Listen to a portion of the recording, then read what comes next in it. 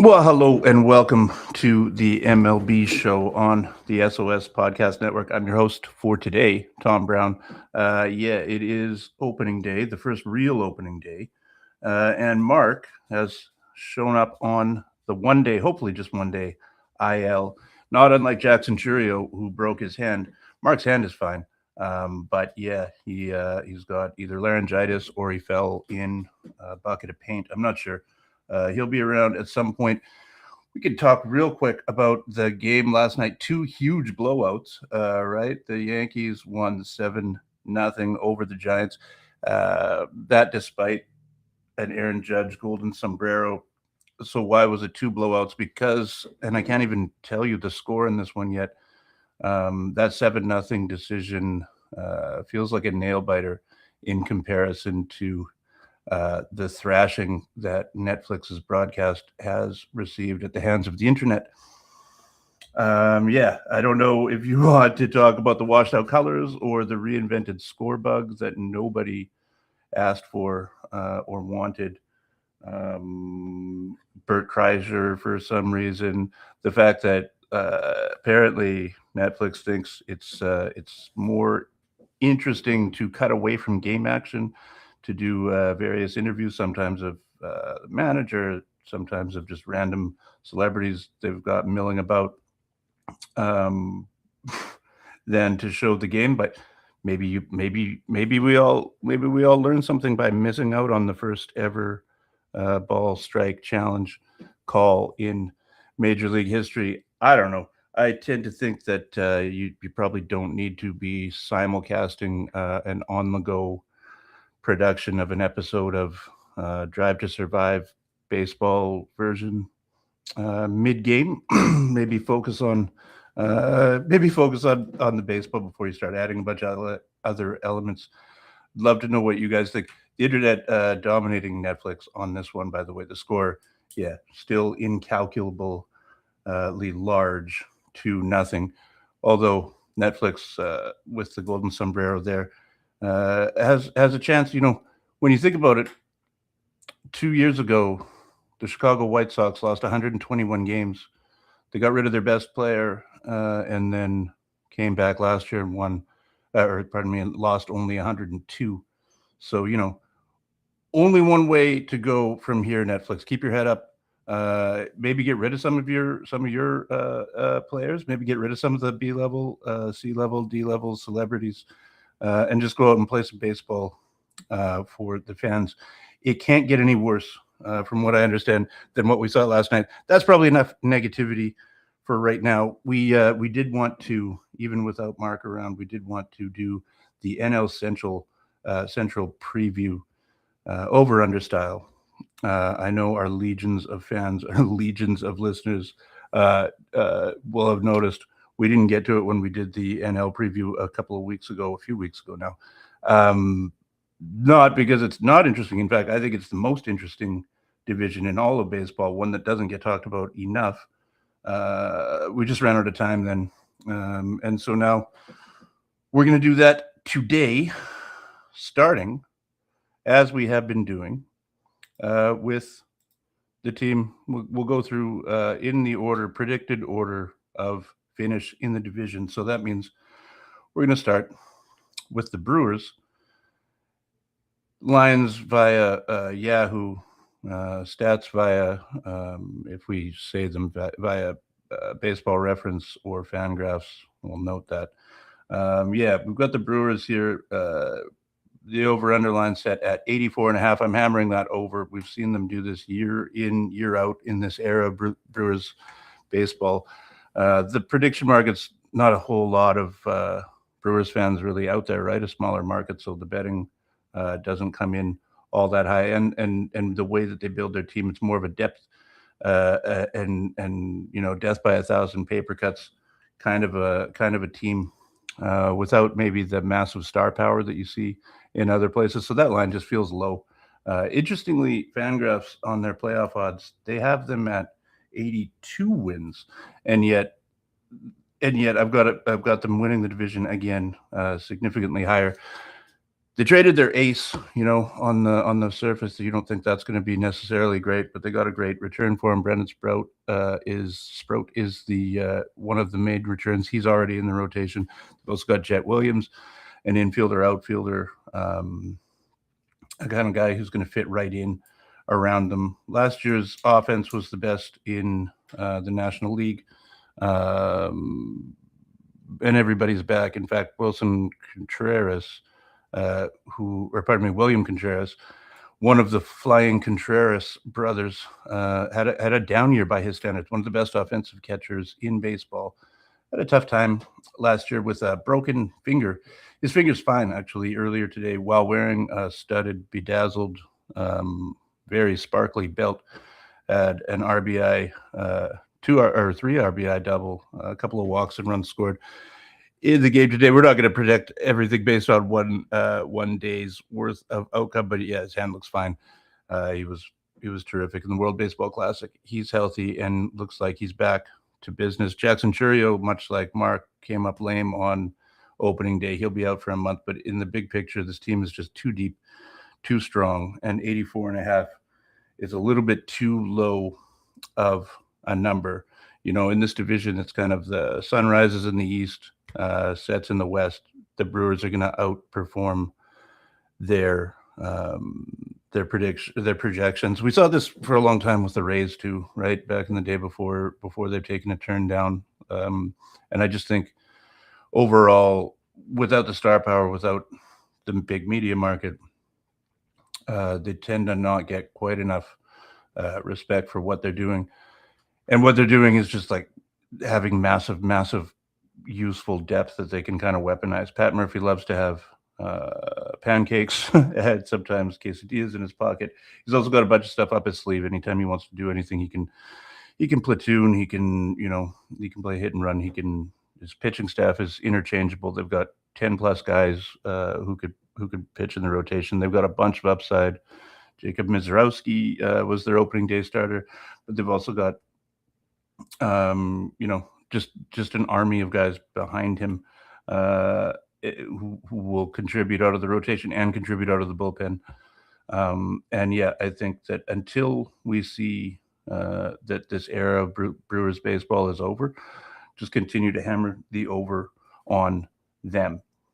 Moving along, number 2 in the division, the Chicago Cubs, they're over-under set at 88.5. I'm going to take the under on this. This is a little bit softer in terms of my certainty about it. I have no qualms about taking that over with the Brewers. This line looks a little bit closer because they are a good team. Of course, it's always sort of the same story with Chicago. The Cubs have by far the biggest revenue stream in this division, right? They have Wrigley. They have a huge city. They have their broadcast situation is not an issue as it is for so many other teams in the majors. Wrigleyville, the party area around, party district around Wrigley Field is just prints money for them.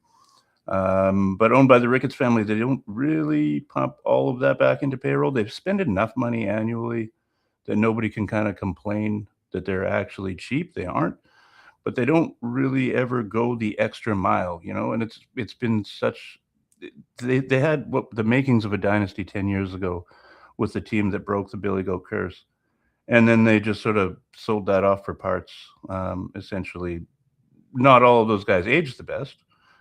Probably okay not to have had long-term commitments to a couple of those guys, but they didn't really ever replace them, and it just sort of sit there meandering around, sort of the Jerry DiPoto thing, where if you try to win 54% of your games year over year, you're going to wind up in the playoffs more often than not, and then you'll have a shot at doing something in October once you get there.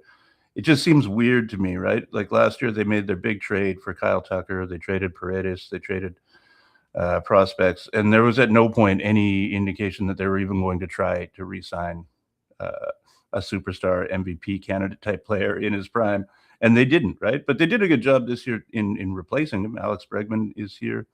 Don't love the home park for him, but I think a veteran like him, the kind of guy who hasn't had huge home road splits, in his career, even though both in Houston and at Fenway, his home parks have always been kind of more forgiving for a right-handed hitter without elite exit velocities.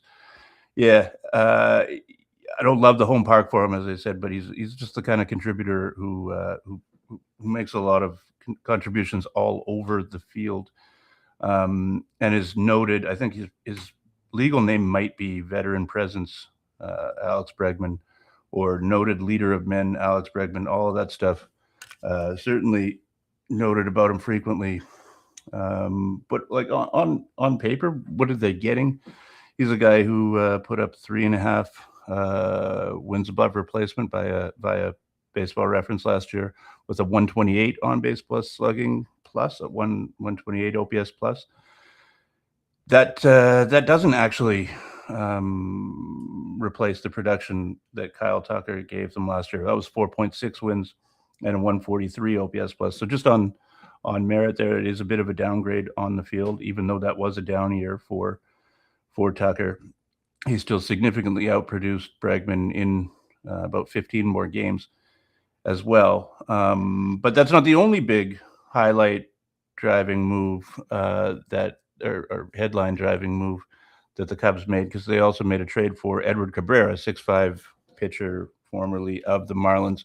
Absolutely electric stuff, like top of the rotation talent for sure. Has been dogged by injuries in the past. He didn't have a great spring this year. His velocity is down, but there's no indication, at least yet, that that had anything to do with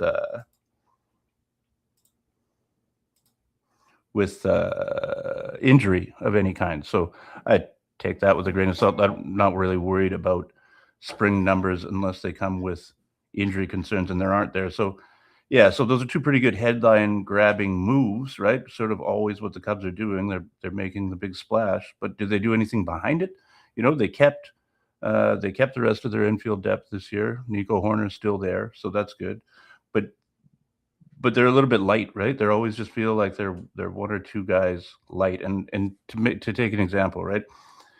Just in the same way that they never were, there was never any indication that they would even consider spending up to retain Kyle Tucker after they traded for him before last season.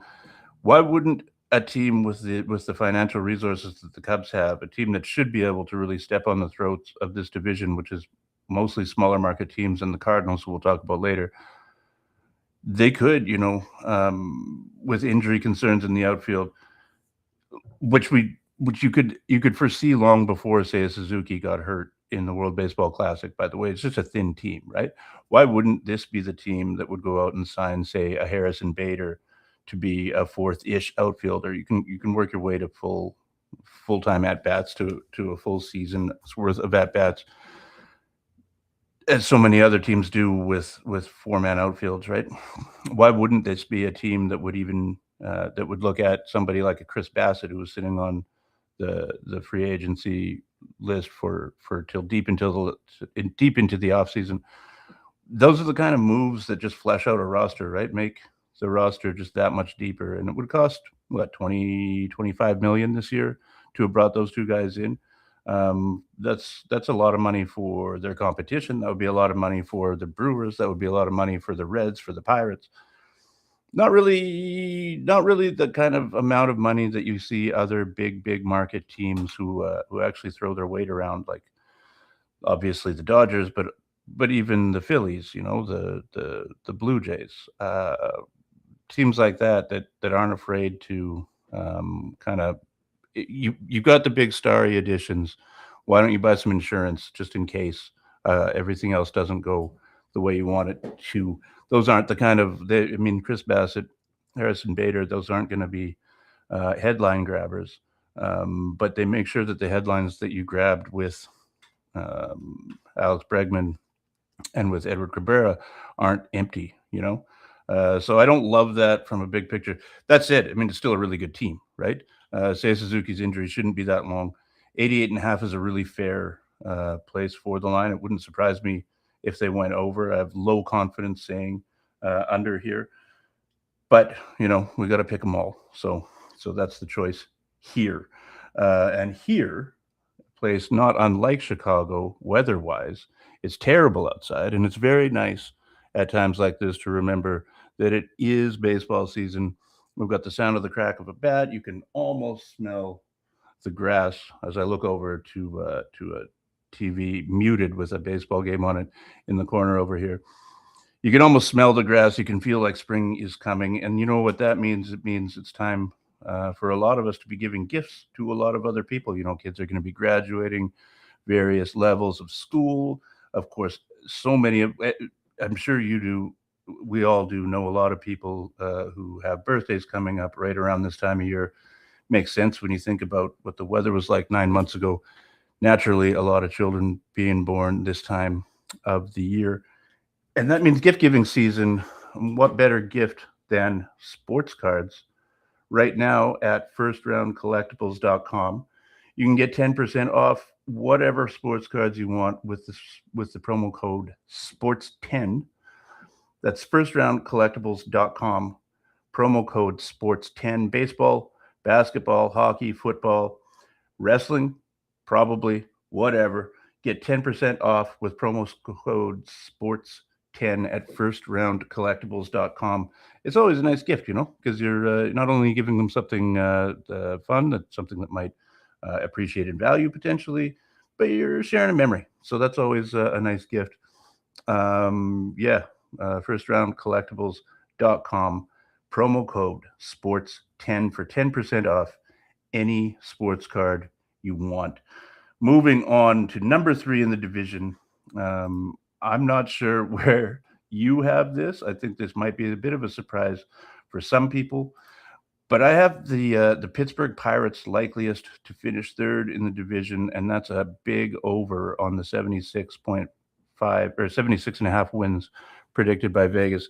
Yeah, so this is the team that scored the fewest runs in baseball last year, but also gave up the fifth fewest. So with that kind of imbalance, they traded quite a bit of their pitching depth over the year, over the offseason, and brought in some additional offense. They're actually to have by Fangraphs, um, 5 above average hitters by OPS plus in their lineup this year. That's not great shakes, right? This isn't going to be. This isn't the Yankees. This isn't going to be a great offense by any stretch of the imagination. But that's the amount. That's an amount of offense that could propel a lot of wins when they have such a good top end of their pitching staff, where they do still, even with Brandon Lowe at second base, they still do feel the ball typically very well. I know today's game, not a great example of that, particularly in center field. But looking at the rotation, I mean, this is a big bet that Paul Skeens is still Paul Skeens. I know his ERA is currently hovering in the mid 60s. That's due to a bad start. He's not going to have a bunch of those, right? Unless there's some injuries or something we don't know about. You bet on that guy all day long. And then, of course, the most interesting maybe prospect that we have in baseball right now, Connor Griffin starting in AAA. Why would I be very excited about a team based on a prospect they have in AAA who batted like a $170 or so during spring? This is one of the most exciting prospects we've seen. Keith Law, who's basically allergic. Keith Law, the prospect writer at The Athletic, basically allergic to hyperbole, has said that this guy is the best prospect he's seen since at least Mike Trout. Think back a little bit, and wondering, why wouldn't there be more hype about Connor Griffin? Think back to the last time there was kind of a big glut of position player prospects who popped up all at once. That would have been Juan Soto, Vlad Guerrero Jr., Fernando Tatis, Ronald Acuna Jr. Those guys all came up within a very short time of each other. A huge amount of hype, right? But a lot of that hype driven by the fact that a couple of those guys were sons of former major leaguers, including one a Hall of Famer, right? The fact that they came up in markets that are big media markets, right? Washington, D.C., where Soto came up, Atlanta, Georgia, right? These are big media markets, a lot of hype around them. And Connor Griffin, way before that, says Keith Law, as a prospect, better than anybody since at least Mike Trout. Mike Trout, of course, came up at the same time as Bryce Harper, another kind of famous prospect, right? Who's on his way to a Hall of Fame career. So yeah, this is very exciting. Now he's did start the season in AAA. There's a lot of conjecture about whether or not that's because he didn't sign an extension to buy out all of his arbitration and possibly some free agent years. One of those big, long, early career extensions that are very popular in the league these days. Um, or not. Maybe, I mean, he did only hit about a buck 70 in spring training this year. Either way, he's coming, and that number of above average hitters is going to increase with his arrival. I'm very bullish on him. I've heard some insane comps that he's basically Bobby Witt Jr., but 10 to 15% better at everything on a field. Jeff Passan, who's not a prospect writer, but reports only, he's the most respected reporter in baseball at ESPN, has reported some of the stuff that he's hearing from other front offices, not the Pirates, that their models have him as the fifth best shortstop in baseball right now, already, without having even played in a game yet, a regular season game yet. That's pretty good. One evaluator, I think, told him something along the lines of that he's kind of like, um, physically, like a twitched up Cal Ripken Jr. So I don't know. I know it's Pittsburgh. It's not the sexiest media market, but I think everybody should get on board, get real excited about the Pirates. Hopefully, they can keep this going. As I mentioned, they did bring in Brandon Lowe. They made some moves in the offseason. Justinson Garcia, the guy, him from seeing his first name spelled on the internet by a bunch of incredulous people every time he hits the news. He's with them now. We'll see where they go. They may be yet a year away yet, but I really like the kind of the brew they've got going on here. They brought in some left-handed power, which plays well in PNC Park, which is death to right-handers, right? So, yeah, between that pitching, the improved offense, and quite a bit of youth on the upswing. Jared Jones should be back from injury at some point. This is a really exciting team, and a really good looking ballpark on TV too. So if aesthetics matters to you in terms of what you're watching when you're watching MLB TV, yeah, it's a really good looking ballpark on TV, and I can't think of a fan base who deserves something nice to happen to them more than the Pittsburgh baseball fans do. Moving on, that leaves the Reds' surprise entrance into the wild card last year. They were the beneficiaries, of course, of the Mets' epic collapse down the stretch. Didn't do so well. It was a 3-game series against the Dodgers in the wild card round. They somehow managed to lose it in -1 games. However, yeah, still a good team, still a strong team, still a team built on really excellent pitching. Unfortunately, Hunter Green, their ace, out with loose body removal in his throwing elbow. He'll miss about half the year. This isn't like a Tommy John thing where you wouldn't be too worried that he's going to come back and be missing his stuff for an additional 6 to 12 months. That's not the nature of this kind of surgery. But yeah, it's definitely half a season that they won't have their best pitcher. And Nick Lodolo, another pitcher at the top of their rotation, he's starting the season on the IL as well. There's just kind of a bunch of nicks here, that just sort of you. It's a team without a great bullpen, a team that invests too much money in a closer who can't keep the ball in the park. They play in a tough place for pitchers, right? Um, Great American Ballpark, one of the best home run hitting parks. Tough for a bullpen that gives up too many fly balls, and then they're missing 2 of their top pitchers at least to start the year, one for a good chunk of the year, and then they're just kind of a little bit tinny offensively.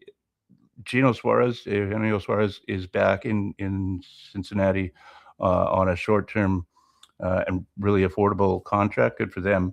And he's definitely going to help the offense. But as we know with him, he's an extremely streaky player, right? He'll have one, two, three really, really dominant weeks followed by a fallow period, and you kind of with as he ages, you kind of expect those fallow periods to get a little bit longer too, right? The bat speed isn't quite there anymore. He's got power to spare. The World Baseball Classic, a really good example of some of his situational hitting ability too, and obviously lauded as a great leader and a great teammate, and for whatever all that's worth, I don't really know, but definitely a fan favorite.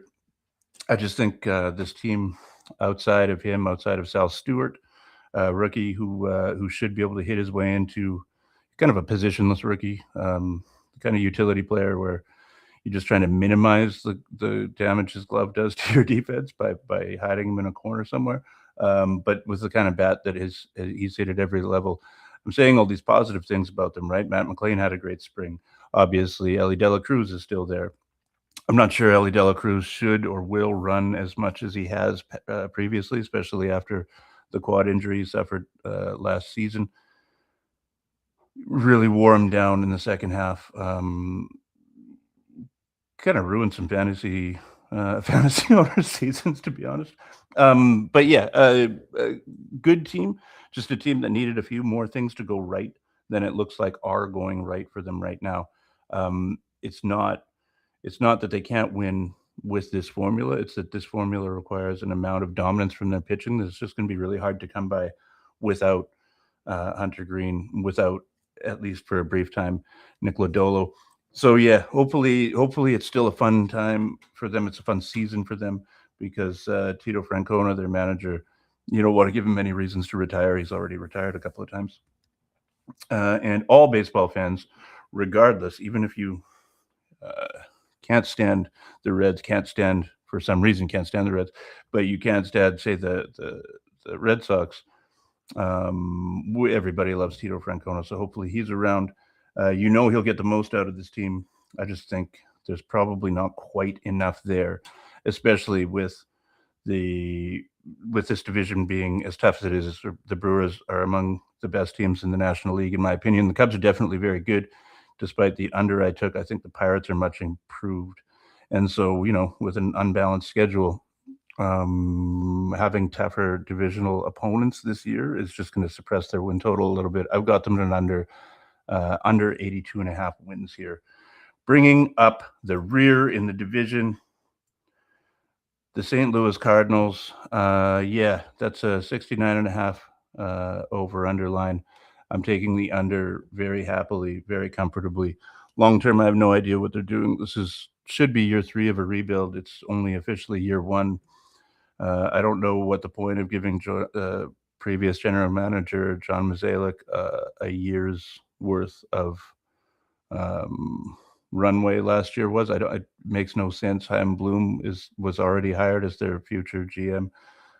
He was apparently working on their minor league structure, etc. Yeah, it's a wasted year. Partly last year was a wasted year, partly because of how liberally they gave out no trade clauses, making it really hard for them to get off of the Nolan Arenado contract, the Wilson Contreras contract, the missing somebody, but it doesn't matter. They had a number of contracts. They had Sonny Gray, right? Sonny Gray to Boston as well, along with Wilson Contreras in separate trades. Tough to get off those contracts for sure, but a wasted year for the organization.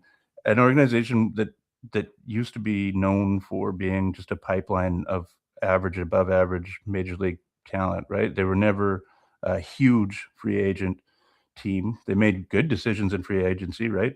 The Matt Holliday signing worked out as well as anything possibly could. And they made other good decisions in free agency.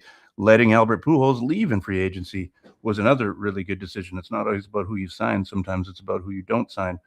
The trades for Paul Goldschmidt, for Nolan Arenado in the first place, those were trades that worked out extremely well. And around those stars for decades, they've been able um, to supplement the team with excellent player development, right? From all the way back to like uh, reclamation projects like Chris Carpenter, right?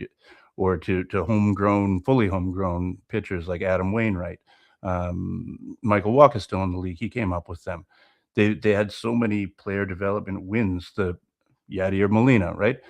So many good players that they developed, and they just seem to have hit a wall about half a decade ago, maybe longer. And it makes no sense. The best fans in baseball used to get made fun of for being um, a little too prim, a little too proper, whatever. Baseball played the right way. It's a great baseball town, though. Until recently was always a very full stadium, and who knows what's happened. They do have two bright, interesting lights, I guess. Mason Wynn, their shortstop, is rapidly approaching his arbitration years already somehow. But uh, yeah, he's a good player. But injury problems cost him a lot last year in his second full season. A bounce back from him would be good. I don't know, given the trajectory of this team, if he's the kind of guy who's even still on it the next time it's good. He could be the kind of player who, if with a good season under his belt, um, brings back quite a bit for them in trade. And then this year they did let JJ Weatherholt, their top prospect, made the team out of spring training. He'll be playing second base. He's a second base, third base, shortstop prospect.